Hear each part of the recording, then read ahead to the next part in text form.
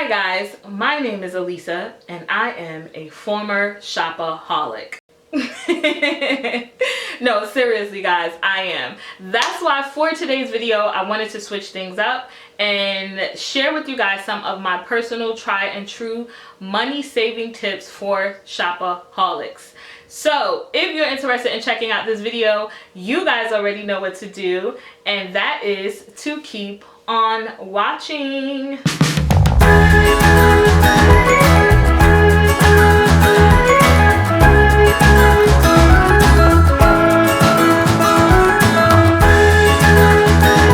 Alright guys, so let's jump right in. So first of all, how is everyone doing? We are going into what, week 3 now under quarantine at our homes, and I am very much like probably most of you are, ready to kick the door open and get outside and stay outside for as long as I can.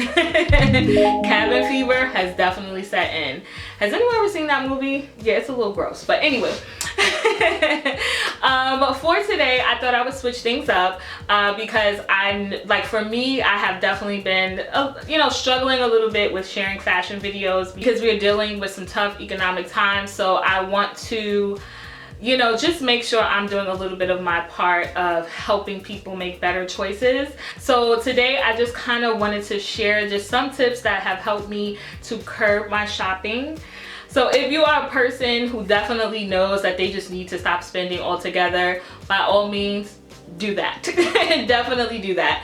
And basically my tips today are focused more on fashion. So for those of us who love shopping for clothes and shoes and handbags, so that's what my tips are basically catering to. However, I think a lot of these tips can apply to anyone who is just overspending on things, period. My first tip for us fashion lovers is to shop your own closet. Before you go online to a website, before you go into a store, make sure you look in your closet, and I want you to take out things that you haven't worn in a long time. Take out clothes that still have the tag on them because you got some of them in there, and look at those clothes first and try them on and try to create outfits with them to see if these are pieces that you want to keep, or if these are pieces that you can still fit, whether they're too big or too small. Just shop your closet first, see what you have. And one of the things I personally found with shopping my closet is if I have a feeling of, I want to go shopping, I want to go pick up a couple things, and I've definitely experienced where when I go out and shop and buy things, sometimes I'm buying a repeat of something I already had but didn't remember that I had. I forgot that I had it. So I wind up with very similar pieces, and it's just like, sis, you could have saved money if you just would have looked in your closet first. So always shop your closet before you do any shopping. So this way that you're not gonna buy repeat items, very similar items, or just things that you don't need. Because you also, when you realize like, oh man, I haven't worn that dress in a long time, or oh man, I haven't wore these shoes in a long time, just seeing those pieces again can feel new to you, and it definitely will help take away that desire to shop. All right, so tip number two is to sell the clothes that you don't want. So it kind of coincides with one. When you shop your closet and you purge it, sell the clothes that you don't want. So whenever I have an urge to shop and I'm like, okay, I want to practice good money habits as well, which I always feel like the best money habit is to save your money. However, like I said, I'm gonna just be realistic about it. Like sometimes I need to, feed that urge, or I need to, just pick up something that I might have been eyeing. So I like to sell clothes and use that money to buy new clothes. So this way, there's no new money coming out of my account, or money that I had saved up, or money that, I was using for a bill, and I'm like, you've done it too. But yes, sell your old clothes so you can buy some new ones. Some really great places to sell your clothes is on Poshmark. I know a lot of people utilize Poshmark to sell luxury items, luxury handbags, luxury shoes, jewelry. obviously clothing. So you can, I think with Poshmark you might just have to pay like a little fee or something. I'm not sure, but you can check it out down below. I'll leave a link for you to check out Poshmark. One of my favorite places, I live in New York City, so there is one near me, and that is Buffalo Exchange. And I like that, but with Buffalo Exchange, I get that cash in my hand. That cash in my hand, you know what I mean? So I will like go through my closet, take out everything I don't want, I don't like, can't fit, bag it all up, make sure everything is in, you know, pretty good condition.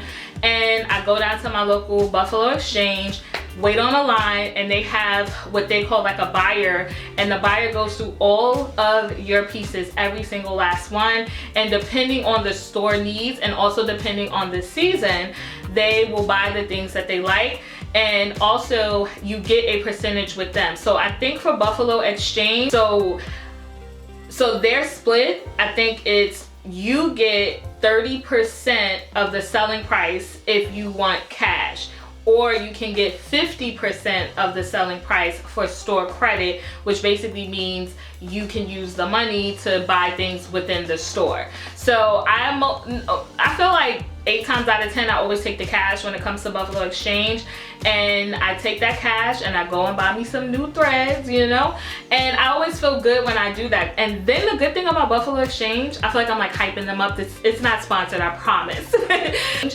is the pieces that they don't want, they actually donate them to Goodwill. So it's not like they're not taking your pieces and you have to go back home with it, or you gotta just throw it out on the street, which I hope you're not doing, but they definitely give it to Goodwill or different shelters within the area. So that is a plus. Another place to sell your clothes is eBay. That's an oldie but goodie classic place. Also, you have other places like ThredUp. You have ASOS has a marketplace. Facebook has a marketplace where you can sell clothes as well. So you have a few different sites and apps that you can utilize to sell your clothes. And again, just take that money and buy the new things that you wanted to buy. All right, my third tip number three. No, I don't know why I'm doing that.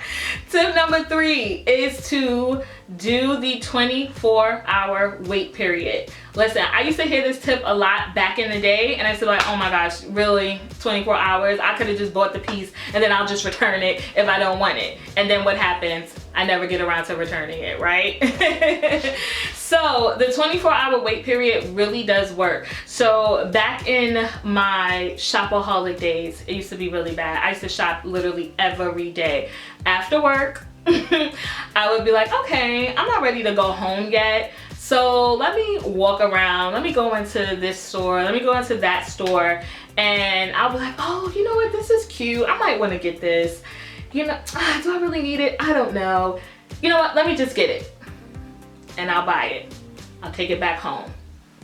Sometimes it gets worn, sometimes it stays in the bag, and it was just like, listen, you're wasting your money, because it's like I didn't even get around to taking it back to return an item that I know that I'm not wearing, and then sometimes I've waited too long and I can't return it because I've exceeded the return period. And then sometimes when you're shopping in store, they might be having a huge sale and we get sucked in by sales, and sometimes it's like, even though something is on sale, we still might not need it. We don't really want it, but we see that sale price and it's like, yeah, you know, I kind of want it. And we go ahead and buy it. And again, you get home, you never wear it, you don't use it. So waiting 24 hours is really good, because you go in a store, let's say if you like something, you're like, oh my gosh, this is really cute. You can, one, ask the store if they can put it on hold for you for 24 hours. A lot of stores do that now. Some stores maybe do like to the end of the day or to the early to the next morning, and then it goes back on the floor at 12 p.m., which is ridiculous. But you can ask the store to hold it for 24 hours.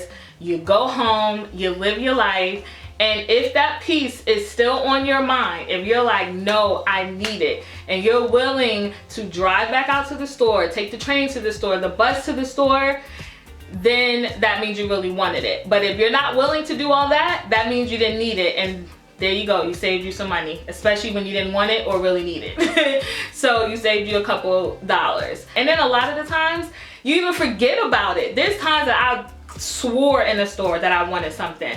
I got home, lived life, had dinner, had breakfast, went to work, and I done forgot all about the thing. So definitely that's a money saver.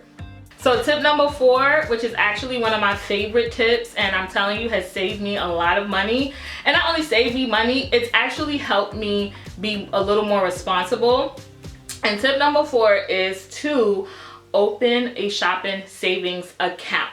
So just like you have a savings account, sometimes people have a vacation savings account, they have a home buying savings account, everyone has accounts for different things, right? You have a bill account, you have your regular checking spending account. So I've always felt having a shopping savings account was helpful for me to curb my spending, because what I would do is every month whenever I did my budget, I would set aside a dollar amount or a percentage of my budget, and I would put that in a shopping savings account. Basically, whether it was like $50 every week or every 2 weeks, I would put it aside, so when I had that urge to shop, or if I felt like, you know what, I want to ball out a little bit, I want to be like Fab and just throw it in the bag, you know, I go to that shopping savings account and I use that money for specifically shopping. Once that money is gone, it's gone. I've disciplined myself enough to be like, I'm not going to use money that's allotted for other things to shop. When that money's gone in that account, it is gone for that month, and then, you know, we do it over the next month. So tip number 5 is to unsubscribe from all of these newsletters and sale emails. Seriously, right now, because of what's happening with the Rona, our inboxes are being flooded with all types of sale emails from every brand you can think of. Not only just clothing, but makeup. Even the furniture brands are like 30% off. Because I got about 8 Wayfair sales emails in my inbox right now. So I found that when I unsubscribe, those emails are not popping up anymore, so I'm not seeing it and being tempted. Also, I put up my ad blocker sometimes when if I'm just browsing the net, period. I'll put up the ad blockers, and I think you can also do that for Instagram, for social media as well. It's just so that those things don't tempt you, or, well, for me, I'll speak for me, doesn't tempt me to want to shop. And I find when when I do those ad blockers, or when I unsubscribe from these emails, it kind of just takes clothing and all that stuff kind of off my mind. And when I do want to shop, it's because I want to, and not because these things are in my face telling me I need to. So definitely unsubscribe from sale newsletters and use your ad blocker when necessary. My next tip is to do not open a store card just to save some money. Unless, in my opinion, this is just my opinion, you know for a fact that you're going to be disciplined enough, or that you're going to have the money to pay off that card at the end of the month, or before the bill comes in the mail, and you're not going to use it again. Because see, those cards used to get me all the time. Back in my early 20s, I'm ashamed to tell you how many credit cards I had, and half of them were like store cards. Because going in the store, and they would be like, oh, you know, you can save 15% today if you sign up. I'm like, 15%? That is not right. Y'all trying to lure and trap people. So I learned in my later 20s that those store cards are no good, in my opinion. Now, obviously, if there's a store that you frequent, like I do have a Nordstrom card and I do have a Macy's card, because those are stores that I do frequent, but I've trained myself to definitely be a little bit more disciplined enough to pay everything off within a month, or just to not use them when I don't need anything. However, don't open up cards for every store that you shop in, because they really do try to get you. And all that does is really just rack up your debt. It just racks up unnecessary debt. So again, your girl is a work in progress, but I definitely learned the hard way in my 20s about those store cards. And my next tip is to do not shop when you are emotional. So I found out in my early 20s that I was the kind of shopper that shopped whether I was happy, whether I was sad, mad, angry, bored, sleepy. I used to shop for any reason, and when online shopping just got better and better over the years, and now I can shop all over the world, that was a whole situation in itself. So I've been working on not shopping when I'm emotional. I mean, obviously, if somebody invites me to their wedding, that's a happy occasion, okay? I might need a dress for the wedding. Or I'm gonna look at my closet first, right? Shop that closet. But let's just say, okay, I don't have a dress that's appropriate for a wedding, and I'm like, okay, I need that. That's different. However, if I'm just like bored and browsing the net, it's like, no, get off. I have to get off. I have to like close my computer and get off. If I'm just like, you know what, I don't want to be in the house today. This was something I used to do all the time, especially on Saturdays. If I was bored on a Saturday, let's say like my friends were like, oh no, we're not trying to go out this weekend. And I'm like, dang, but I want to go out and do something. Shopping would be literally my excitement. And also, which I've mentioned in some of my vlogs in the past, when Saturday, also like Saturday mornings, shopping was like my cardio. When, you know, Carrie said that in Sex and the City, no lie, I felt that in my spirit when she said that. And I think that's why also that's probably one of her most iconic lines as well. It was something I was like, yes. It's like, okay, I get up, I go get my breakfast, let me get my coffee. What we doing this morning? I'm gonna go shopping, meaning I'm walking around, going to all these different stores, trying on stuff. I mean, it does take out a lot of energy from you. So shopping can be cardio. No, I know a lot of people would disagree with that, but no, for real, it felt like cardio to me. So when you shop, you really want to shop with a purpose. You want to have a reason why you're buying things. That will definitely help you with overspending. And these little tips for me, again, I can only speak for myself, these tips for me really helped me get my spending under control. It helped me to have a better closet, not just a closet filled with things that I didn't wear or I didn't really like. And I just found like life was just better for me. And like I said, as a former shopaholic, a work in progress, I am definitely in a better place. I am not where I used to be in my 20s, and some of my friends could tell you the kind of person I was. I was the go-to girl for shopping. I've bonded and met some of my closest friends to this day over shopping. So I just wanted to share those tips with you. All right, guys, so that is it for me. I hope that these tips were helpful. These were just my personal tips. I'm no financial expert by no means. But I do know, like back in the day, I definitely had a shopping problem. And these are things that I did over the years to help me calm it all the way down. So again, I hope that you found them helpful, at least maybe one or two of them.